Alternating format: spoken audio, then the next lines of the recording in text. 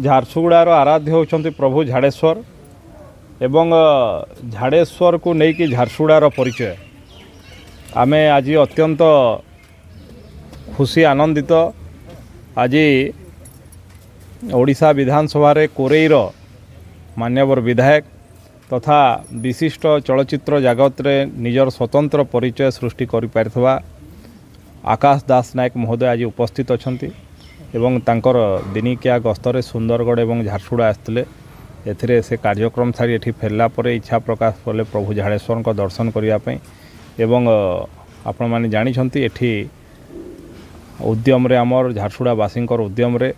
एठी पाखापाखि 4.5 कोटी टंकार विभिन्न प्रकल्प आरंभ होगापाई जाउछि। टेंडर प्रक्रिया सरलाणी एवं जो थे गोटे इको पार्क चारिआडे कॉरिडोर विभिन्न भोगमंडप ए सबू हम जहाँ निश्चित भाव में ये जगार महत्व को आहुरी वृद्धि करेबो जो थे कि बेसी संख्यार यात्री एठी आसी पारिबे।